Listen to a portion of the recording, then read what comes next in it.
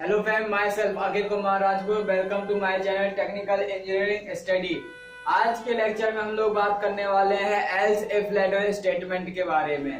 तो else if letter statement का हम लोग अपने प्रोग्रामिंग में कब यूज करते हैं, इसका फ्लो चार्ट क्या होता है, इसका सिंटेक्स क्या होता है, और एल्स इफ लेटर का यूज करते हुए एक हम छोटा सा सिंपल सा प्रोग्राम देखेंगे। तो सबसे पहले हम आपको बता दें एल्स इफ लेटर के बारे में कि एल्स इफ लेटर का हम लोग अपने प्रोग्रामिंग में यूज कब करते हैं। तो आज का हमारा टॉपिक है else if ladder. Else if ladder,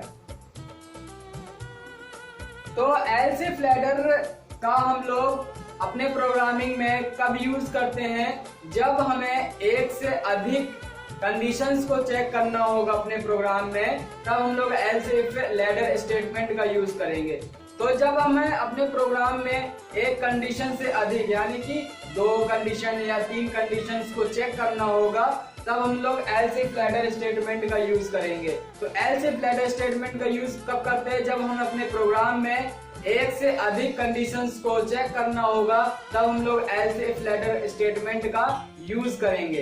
तो एल्स इफ लेटर का हम लोग सबसे पहले फ्लो चार्ट देख लेते हैं। तो सबसे पहले हम लोग एल्स इफ लेटर स्टेटमेंट का फ्लो चार्ट देख लेते हैं। फ्लो चार्ट क्या होगा? फ्लो चार्ट सबसे पहले हम लोग क्या कराएंगे, एंट्री कराएंगे। एंट्री के बाद हम लोग पहली कंडीशन देंगे और पहली कंडीशन को चेक करेंगे पहली कंडीशन ट्रू है कि नहीं। तो कंडीशन फर्स्ट हमने यहाँ पे दे दी और फिर इस कंडीशन को चेक करेंगे। यदि कंडीशन फर्स्ट ट्रू होगी तो क्या होगा, फर्स्ट स्टेटमेंट एग्जीक्यूट हो जाएगा। स्टेटमेंट फर्स्ट एग्जीक्यूट होगा। और यदि कंडीशन फॉल्स हो जाती है तो उस स्थिति में क्या होगा, जो सेकंड कंडीशन होगी वो सेकंड कंडीशन हम लोग की चेक होगी कि सेकंड कंडीशन ट्रू है कि फॉल्स है। तो यहाँ पे हम लोग दूसरी कंडीशन देंगे। तो कंडीशन 2 दे दी और कंडीशन ट्रू। कंडीशन सेकंड जो है, कंडीशन सेकंड के ट्रू होने पर क्या होगा, स्टेटमेंट 2 एग्जीक्यूट होगा। स्टेटमेंट 2। और यदि कंडीशन 2 भी फॉल्स हो जाती है, उस स्थिति में अगर तीसरी कंडीशन है अपने प्रोग्राम में तो तीसरी कंडीशन चेक होगी। तो यहाँ हम मान लेते हैं हमारे प्रोग्राम में केवल 2 कंडीशन है, तो 2 कंडीशन में सबसे पहले हम लोग कंडीशन चेक किए कि पहली कंडीशन ट्रू है कि फॉल्स। यदि कंडीशन फर्स्ट ट्रू होगी तो स्टेटमेंट फर्स्ट एग्जीक्यूट हो जाएगा। यदि कंडीशन फर्स्ट फॉल्स हो रही है तो उसके बाद दी हुई दूसरी कंडीशन चेक होगी। यदि अब दूसरी कंडीशन ट्रू है तो स्टेटमेंट 2 एग्जीक्यूट हो जाएगा। और कंडीशन 2 फॉल्स है तो क्या होगा, यदि कंडीशन 2 के फॉल्स होने पर और कंडीशन बन रही तो वो कंडीशन चेक होगी। यदि और कंडीशन नहीं है तो उसके बाद के लिखे एल्स वाले पार्ट में लिखे स्टेटमेंट एग्जीक्यूट होंगे। यानी कि यहाँ पे क्या हो जाएगा, स्टेटमेंट 3।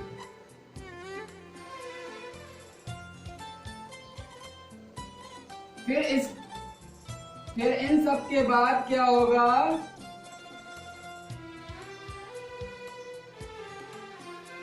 अदर स्टेटमेंट एग्जीक्यूट होंगे। Other statement. तो ये था एल्स इफ लेटर स्टेटमेंट का फ्लो चार्ट। तो इस फ्लो चार्ट के आधार पर हम आपको समझा देते हैं कि एल्स इफ लेटर की वर्किंग या प्रोसेस कैसे होगी। सबसे पहले हम लोग एल्स इफ लेटर स्टेटमेंट का यूज कब करते हैं, जब हमें प्रोग्राम में एक से अधिक कंडीशंस को चेक करना होगा। तो यहाँ पे हम लोग 2 कंडीशंस को चेक कर रहे हैं, उस कंडीशन के आधार पे हम लोग स्टेटमेंट का एग्जीक्यूशन कराएंगे। तो यदि जो फर्स्ट कंडीशन हमने दी है, यदि पहली कंडीशन ट्रू होती है तो पहली कंडीशन ट्रू होने पर जो इफ ब्लॉक के अंदर स्टेटमेंट लिखे होंगे वो स्टेटमेंट एग्जीक्यूट हो जाएंगे। तो इफ ब्लॉक के अंदर मान के चलते स्टेटमेंट फर्स्ट लिखा है तो स्टेटमेंट फर्स्ट एग्जीक्यूट हो जाएगा। और यदि जो पहली कंडीशन में दी है वो फॉल्स हो जाती है तो पहली कंडीशन के फॉल्स होने पर जो दूसरी कंडीशन हम लोग दिए होंगे प्रोग्राम में, दूसरी कंडीशन चेक होगी। तो अब दूसरी कंडीशन जब चेक होगी तो उस स्थिति में क्या होगा, यदि दूसरी कंडीशन ट्रू होती है तो स्टेटमेंट टू एग्जीक्यूट होता है। और यदि दूसरी कंडीशन भी फॉल्स हो जाती है तो दूसरी कंडीशन के बाद यदि स्टेटमेंट लिखे हैं तो स्टेटमेंट एग्जीक्यूट होंगे, और यदि दूसरी कंडीशन के फॉल्स होने पर कोई तीसरी कंडीशन दी है तो तीसरी कंडीशन चेक होगी। यदि दूसरी कंडीशन के फॉल्स होने पर तीसरी कंडीशन नहीं है, केवल स्टेटमेंट है, तो स्टेटमेंट एग्जीक्यूट हो जाएंगे, और यदि कंडीशन दी है तो कंडीशन चेक होगी। फिर जब सभी स्टेटमेंट एग्जीक्यूट हो जाएंगे उसके बाद क्या होगा, अदर स्टेटमेंट एग्जीक्यूट होंगे। तो उसके बाद सबसे लास्ट में अदर स्टेटमेंट एग्जीक्यूट होते हैं। तो ये था एल्स इफ लैडर का फ्लो चार्ट। इसके बाद हम लोग देख लेते हैं एल्स इफ लैडर का सिंटैक्स। चलिए अब हम देख लेते हैं कि एल्स इफ लैडर का सिंटैक्स क्या होता है। तो अब हम लोग देखेंगे एल्स इफ लैडर का सिंटैक्स।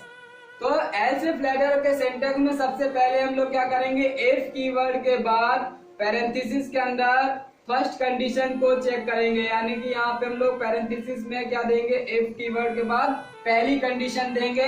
यदि पहली कंडीशन ट्रू होती है तो इफ ब्लॉक के अंदर लिखे स्टेटमेंट एग्जीक्यूट होंगे। तो हमने इफ ब्लॉक के अंदर लिख दिया स्टेटमेंट 1।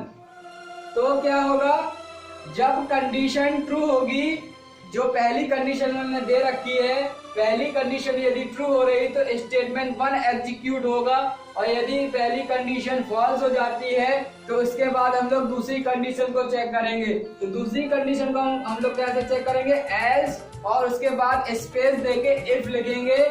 एल्स इफ लिखा, एल्स इफ लिखने के बाद फिर से पैरेंथेसिस में हम लोग क्या कराएंगे, दूसरी कंडीशन देंगे। तो यहाँ पे हमने दूसरी कंडीशन दे दी। यदि ये कंडीशन ट्रू होगी तो इसके अंदर लिखे स्टेटमेंट एग्जीक्यूट होंगे, यानी कि स्टेटमेंट 2 एग्जीक्यूट हो जाएगा। और यदि कंडीशन फॉल्स हो जाती है तो क्या होगा, एल्स वाले पार्ट में लिखे स्टेटमेंट एग्जीक्यूट होंगे, यानी कि स्टेटमेंट 3 एग्जीक्यूट होगा। और फिर इसके बाद अदर स्टेटमेंट्स हम लोग के एग्जीक्यूट होते हैं, अदर स्टेटमेंट्स। तो ये था आपका एल्स इफ लैडर का सिंटैक्स। तो इस सिंटैक्स में क्या हो रहा है, सबसे पहले हम लोग ने इफ कीवर्ड लिखा, इफ कीवर्ड के बाद पैरेंथेसिस के अंदर कंडीशन, पहली कंडीशन दे दी। यदि वो कंडीशन ट्रू होती है तो क्या होता है, इफ ब्लॉक के अंदर लिखे स्टेटमेंट एग्जीक्यूट होते हैं। जैसे कि यहाँ पे स्टेटमेंट 1 लिखा है, तो जब कंडीशन ट्रू होगी तो कौन सा स्टेटमेंट एग्जीक्यूट होगा, स्टेटमेंट 1। और यदि कंडीशन फॉल्स हो जाती है तो कंडीशन के फॉल्स होने पे जो प्रोग्राम में हम लोग दूसरी कंडीशन दिए होंगे वो कंडीशन चेक होगी। यदि अब दूसरी कंडीशन जब चेक होगी तो दूसरी कंडीशन यदि ट्रू हो रही है तो स्टेटमेंट 2 एग्जीक्यूट होगा, और यदि कंडीशन 2 भी फॉल्स हो जा रही है तो उसके बाद स्टेटमेंट 3 एग्जीक्यूट होगा, यानी कि कंडीशन सेकंड के फॉल्स होने पे कंट्रोल सीधे कहाँ पे आ जाएगा, एल्स वाले पार्ट में। तो एल्स वाले पार्ट में या एल्स वाले ब्लॉक में जो भी स्टेटमेंट्स लिखे होंगे वो स्टेटमेंट एग्जीक्यूट होंगे। फिर स्टेटमेंट एग्जीक्यूट होने के बाद अदर स्टेटमेंट एग्जीक्यूट होंगे। यदि कंडीशन यहाँ पे ट्रू हो जाती है, पहली कंडीशन ही ट्रू हो जाती है, तो कंडीशन जब फर्स्ट ट्रू होगी तो स्टेटमेंट 1 एग्जीक्यूट होगा। तो स्टेटमेंट 1 एग्जीक्यूट होने के बाद सीधे कंट्रोल अदर स्टेटमेंट की ओर मूव कर जाएगा। उस स्थिति में ना तो कंडीशन 2 चेक होगी, ना ही स्टेटमेंट 2 एग्जीक्यूट होंगे, और कोई भी स्टेटमेंट एग्जीक्यूट नहीं होंगे। सीधे कौन से स्टेटमेंट एग्जीक्यूट होंगे, अदर स्टेटमेंट। कब, जब कंडीशन फर्स्ट ट्रू हो जाती है। तो कंडीशन फर्स्ट के ट्रू होने पे क्या रहा, स्टेटमेंट फर्स्ट एग्जीक्यूट हो रहा है, और सीधे कंट्रोल कहाँ पे आ जाएगा, अदर स्टेटमेंट पे। यदि कंडीशन फर्स्ट फॉल्स हो जाती है, यानी कंडीशन फर्स्ट फॉल्स हो जाएगी, तो सीधे कंट्रोल कहाँ पे आ जाएगा, सेकंड कंडीशन पे। तो सेकंड कंडीशन पे आ जाएगा, उसके बाद सेकंड कंडीशन चेक होगी। यदि कंडीशन सेकंड ट्रू होती है तो कंडीशन ट्रू होने पे क्या हो जाएगा, सीधे स्टेटमेंट 2 एग्जीक्यूट होगा, और स्टेटमेंट 2 एग्जीक्यूट होने के बाद कंट्रोल कहाँ पहुंच जाएगा, अदर स्टेटमेंट में। तो क्या हो रहा है, कंडीशन फर्स्ट चेक हुई, ट्रू हुई तो सीधे स्टेटमेंट 1 एग्जीक्यूट हो, फिर अदर स्टेटमेंट एग्जीक्यूट हो। और यदि कंडीशन फर्स्ट फॉल्स हो जा रही है तो कंडीशन सेकंड चेक हो रही, कंडीशन सेकंड यदि ट्रू हो जा रही है तो स्टेटमेंट 2 एग्जीक्यूट होता है, और स्टेटमेंट 2 एग्जीक्यूट होने के बाद कंट्रोल कहां पे पहुंच जाता है, अदर स्टेटमेंट पे। यदि कंडीशन सेकंड भी फॉल्स हो जाती है तो प्रोग्राम में यदि तीसरी कंडीशन दी है तो तीसरी कंडीशन चेक होगी, यदि प्रोग्राम में तीसरी कंडीशन नहीं दी है तो एल्स ब्लॉक में जो स्टेटमेंट्स लिखे होंगे वो स्टेटमेंट एग्जीक्यूट होंगे। तो यहाँ पे हमने क्या किया, केवल 2 कंडीशन दी है, तो क्या हो रहा है, कंडीशन 2 के फॉल्स होने पर कौन से स्टेटमेंट एग्जीक्यूट होंगे, जो एल्स ब्लॉक में लिखे होंगे। तो एल्स ब्लॉक में यहाँ पे लिखा है स्टेटमेंट 3, तो यहाँ पे स्टेटमेंट 3 एग्जीक्यूट होगा। फिर इसके बाद कंट्रोल कहाँ पहुंच जाएगा, अदर स्टेटमेंट में। तो अदर स्टेटमेंट के अंतर्गत जो भी स्टेटमेंट्स लिखे होंगे वो स्टेटमेंट एग्जीक्यूट होंगे। तो ये था आपका एल्स इफ लैडर का सिंटैक्स। इसके बाद हम लोग देखेंगे एल्स इफ लैडर का अपने प्रोग्राम में यूज करते हुए एक सिंपल सा प्रोग्राम। चलिए अब आपको हम बता देते हैं एल्स इफ लैडर स्टेटमेंट का यूज करते हुए जावा प्रोग्रामिंग में एक सिंपल सा प्रोग्राम, जिसमें हम लोग क्या कराएंगे, यूजर द्वारा 3 नंबर इनपुट कराएंगे और उन तीनों नंबर में से चेक करेंगे कि कौन सा नंबर सबसे बड़ा है। तो हम लोग प्रोग्राम बनाने वाले यूजर से कोई 3 नंबर इनपुट कराएंगे और चेक करेंगे कि उन 3 नंबर में से सबसे बड़ी संख्या कौन सी है। तो स्टार्ट करते हैं। Write a program to check greatest number among 3 number, यानी कि 3 नंबर में से हमें चेक करना है कि सबसे बड़ा नंबर कौन सा है। तो यहाँ पे हमने इस प्रोग्राम का नाम लिख लिया डॉक्यूमेंटेशन सेक्शन के अंतर्गत, क्योंकि यहाँ पे हमें यूजर से 3 नंबर इनपुट कराना है। तो नंबर जब हम लोग इनपुट कराएंगे तो नेक्स्ट इन मेथड का यूज करना पड़ेगा, तो हमें स्कैनर क्लास को इंपोर्ट करना पड़ेगा। तो स्कैनर क्लास को हम लोग इंपोर्ट कर लेते हैं। तो import Java dot यूटिल dot scanner, यहाँ पे हमने स्कैनर क्लास को इंपोर्ट कर लिया। इसके बाद हम लोग क्लास बनाएंगे, क्लास डेमो3 करके हमने एक क्लास बना ली। इसके बाद इस क्लास का हम लोग मेन फंक्शन बनाएंगे।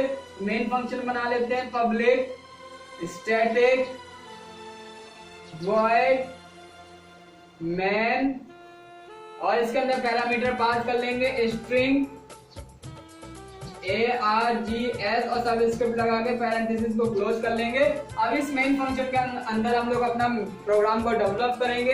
तो यहाँ पे जितने भी हमें वेरिएबल्स की आवश्यकता होगी अपने प्रोग्राम में, उन वेरिएबल्स को डिक्लेयर कर लेंगे। तो यहाँ पे हमें 3 वेरिएबल्स की जरूरत है, num1, num2 एंड num3।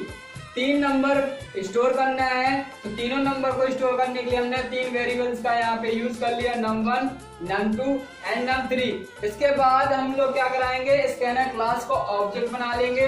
तो scanner SC is equal new scanner,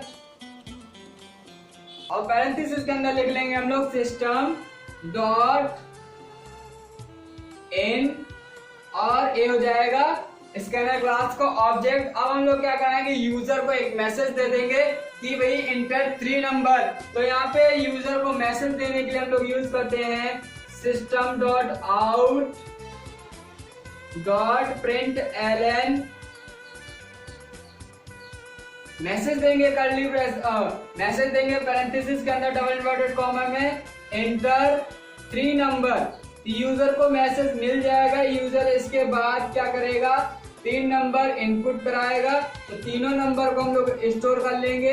तो तीनों नंबर को स्टोर करने के लिए जब हम लोग कोई इंटीजर नंबर स्टोर करते हैं तो उसके लिए हम लोग यूज करते हैं नेक्स्ट इन मेथड का।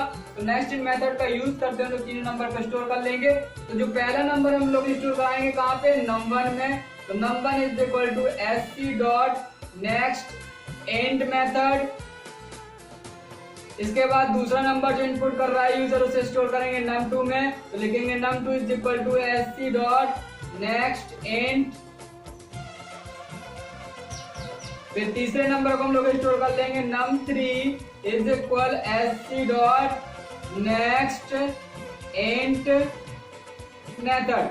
फिर इसके बाद जब हम लोग तीनों नंबर स्टोर कर लेंगे तो तीनों नंबर में चेक करेंगे कि तीनों में से सबसे बड़ा नंबर कौन सा है। तो नंबर को हम लोग चेक कर लेते हैं। तो पहली कंडीशन हम लोग देंगे इफ के अंदर, इफ कीवर्ड का यूज किया, फिर इसके बाद पहली कंडीशन दे देंगे। तो यहाँ पे हम लोग चेक कर लेंगे num1 is greater num2 and logical operator का यूज कराएंगे। उसके बाद num1 को ही हम लोग चेक करेंगे num3 से। यदि हम यहाँ पे ओनली चेक करते num1 इज ग्रेटर num2 तो हम लोग को तीनों में से सबसे बड़ी संख्या ना मिल पाती। तो यहाँ पे हम लोग num1 को num2 से भी चेक कर ले रहे हैं और num1 को num3 से भी चेक कर लेंगे।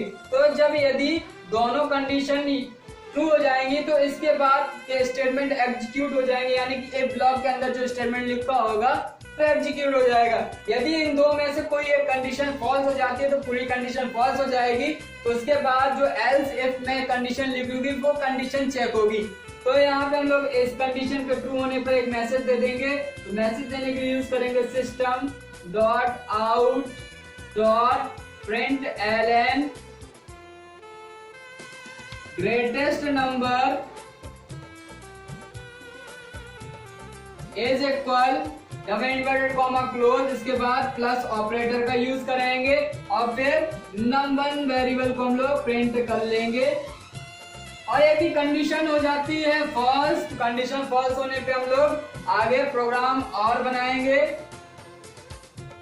तो इसके बाद हम लोग दूसरी कंडीशन चेक करेंगे। दूसरी कंडीशन हम लोग चेक कर लेते हैं else if num2 is greater num3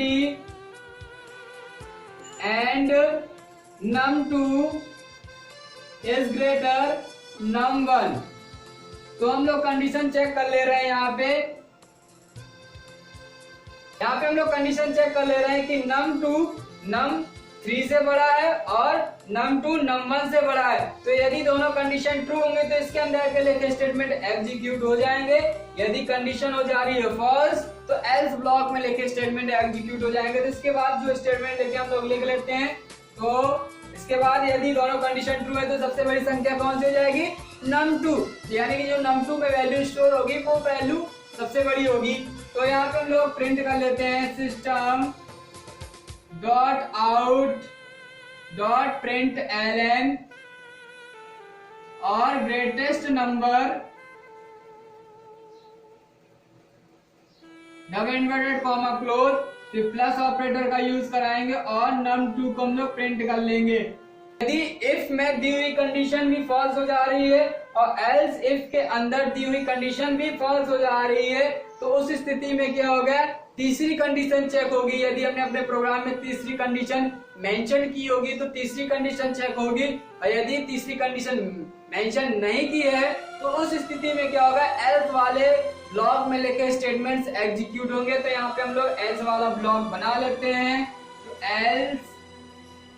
else के अंदर हम लोग मैसेज दे देंगे system dot out dot println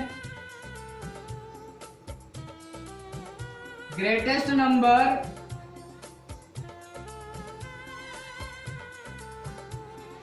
double inverted comma close, फिर प्लस ऑपरेटर और num3 और पैरेंथेसिस क्लोज करके सेमीकोलन लगा देंगे और एल्स को क्लोज कर देंगे। एल्स को क्लोज करने के बाद हम लोग मेन फंक्शन को क्लोज कर लेते हैं और इसके बाद क्लास को क्लोज कर लेंगे। तो ये था आपका जावा प्रोग्रामिंग लैंग्वेज में एल्स इफ लैडर स्टेटमेंट का यूज करते हुए एक सिंपल प्रोग्राम जिसमें हम लोग चेक कर रहे हैं, जिसमें हम लोग यूजर द्वारा 3 नंबर इनपुट करा रहे हैं और उसके बाद चेक कर रहे हैं कि उन 3 नंबर में से सबसे बड़ी संख्या कौन सी है। तो इस प्रोग्राम को हम लोग एग्जीक्यूट करा लेते हैं। तो प्रोग्राम का एग्जीक्यूशन कहाँ से स्टार्ट होगा, मेन फंक्शन से। मेन फंक्शन के अंदर क्या हुआ, सबसे पहले हम लोग डिक्लेरेशन सेक्शन का यूज किया। तो डिक्लेरेशन सेक्शन में वेरिएबल्स को डिक्लेयर किए। तो यहाँ पे कोई एरर नहीं है। इसके बाद हम लोग ने जो स्कैनर क्लास का यूज करने वाले हैं उस स्कैनर क्लास को इंपोर्ट करने के बाद उस क्लास का ऑब्जेक्ट क्रिएट किए। फिर ऑब्जेक्ट क्रिएट करने के बाद हम लोग ने यूजर को एक मैसेज दिया है system dot out dot println method के थ्रू। तो यूजर को मैसेज मिल जाएगा एंटर 3 नंबर। तो यूजर को मैसेज मिल गया एंटर 3 नंबर। चूंकि हम लोग ने प्रिंट एलन मेथड का यूज किया तो कर्सर न्यू लाइन पे मूव हो जाएगा। तो अब यूजर क्या कराएगा, कोई 3 नंबर इनपुट करेगा। तो यहाँ पे यूजर ने मान चलिए इनपुट कर लिया 3, 4 एंड 5। तो यूजर ने जो 3 संख्याएं इनपुट की है वो 3 संख्याएं हैं 3, 4, 5। तो तीनों संख्याएं कहाँ पे स्टोर हो जाएंगी, जो पहली संख्या यूजर ने दी होगी वो स्टोर हो जाएगी आपकी नंबर में स्टोर हो गया 3, और नम 2 में स्टोर हो जाएगा आपका 4, और नम 3 में स्टोर हो जाएगा आपका 5। तो तीनों संख्याएं स्टोर हो गई। अब तीनों संख्याएं जब स्टोर हो गई तो उन तीनों संख्याएं में से चेक कर लेते हैं कि कौन सी संख्या सबसे बड़ी है। तो यहाँ पे हमने इफ में एक कंडीशन दे दी, क्या नम 1 की वैल्यू नम 2 से बड़ी है, क्या नम 1 की वैल्यू नम 2 से बड़ी है। नम 1 में है 3, नम 2 में है 4। तो नम 1 की वैल्यू नम 2 से बड़ी नहीं है, छोटी है, तो ये वही कंडीशन फॉल्स। और इसके बाद लॉजिकल एंड का यूज करते हैं, हम लोग दूसरी कंडीशन दी है नम 1 इज ग्रेटर नम 3। क्या नम 1 की वैल्यू नम 3 से बड़ी है, नहीं है, क्योंकि नम 1 में है 3 और नम 3 में है 5।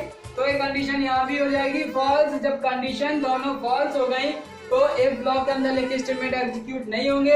इसके बाद जो दूसरी कंडीशन प्रोग्राम में दी होगी वो कंडीशन चेक होगी। तो दूसरी कंडीशन हमने दे रखी है कि num 2 is greater than num 3। क्या num 2 की वैल्यू num 3 से बड़ी है, तो num 2 में है 4 और num 3 में है 5। तो कंडीशन हो गई ये भी फॉल्स। इसके बाद लॉजिकल एंड के बाद जो हमने और कंडीशन दी है उस कंडीशन को भी चेक कर लेते हैं। क्या num 2 की वैल्यू num 1 से बड़ी है, num 2 की वैल्यू num 1 से बड़ी है, यानी कि num 2 की वैल्यू num 1 से बड़ी है कि नहीं चेक कर लेते हैं। तो num 2 में है आपका 4 और num 1 में है 3। तो यहाँ पे क्या हो गया, num 2 num 1 से बड़ा है, यानी ये वाली हो गई कंडीशन ट्रू। बट यहाँ पे चूंकि लॉजिकल एंड का यूज हुआ है तो लॉजिकल एंड क्या कहता है, जब तक दोनों कंडीशन ट्रू नहीं हो जाएंगी तब तक इसके अंदर के लिखे स्टेटमेंट एग्जीक्यूट नहीं होंगे। तो यहाँ पे क्या हो गया, दोनों कंडीशन ट्रू नहीं है, कंडीशन हो गई थी फॉल्स, एक हो गई थी ट्रू। तो क्या होगा, इसके एल्स इफ के अंदर लिखे स्टेटमेंट एग्जीक्यूट नहीं हो पाएगा। तो इसके बाद क्या होगा, यदि प्रोग्राम में तीसरी कंडीशन दी होगी तो तीसरी कंडीशन चेक होगी। यदि तीसरी कंडीशन नहीं है तो इसके बाद क्या होगा, एल्स ब्लॉक के अंदर लिखे स्टेटमेंट एग्जीक्यूट हो जाएंगे। तो यहाँ पे क्या होगा, तीसरी कंडीशन नहीं थी अपने प्रोग्राम में, तो एल्स ब्लॉक में जो भी स्टेटमेंट्स लिखे होंगे वो स्टेटमेंट एग्जीक्यूट हो जाएंगे। तो एल्स ब्लॉक में हमने लिखा है system.out.println greatest number equal num 3। तो यहाँ पे मैसेज आ जाएगा यूजर के पास ग्रेटेस्ट नंबर, और जो num 3 में वैल्यू स्टोर होगी वो वैल्यू प्रिंट हो जाएगी। तो num 3 में कौन सी वैल्यू स्टोर है, 5। तो क्या मैसेज आ जाएगा, ग्रेटेस्ट नंबर 5। यानी कि जो यूजर ने 3 नंबर इनपुट किए थे उन 3 नंबर में से सबसे बड़ा नंबर कौन सा है, 5। क्योंकि यूजर ने जो नंबर इनपुट किए थे वो नंबर थे 3, 4 एंड 5।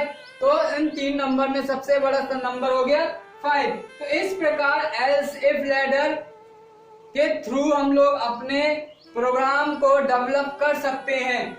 आई होप आपको एल्स इफ लैडर से रिलेटेड जो भी आज हमने आपको इस वीडियो में समझाया है समझ में आ गया होगा कि हम लोग एल्स इफ लैडर का यूज कब करते हैं, एल्स इफ लैडर का फ्लो चार्ट क्या होता है, एल्स इफ लैडर स्टेटमेंट का सिंटैक्स क्या होता है, और एल्स इफ लैडर को हम अपने प्रोग्राम में किस प्रकार इम्प्लीमेंट कर सकते हैं। उम्मीद है कि आपको ये सारी चीजें समझ में आ गई होंगी।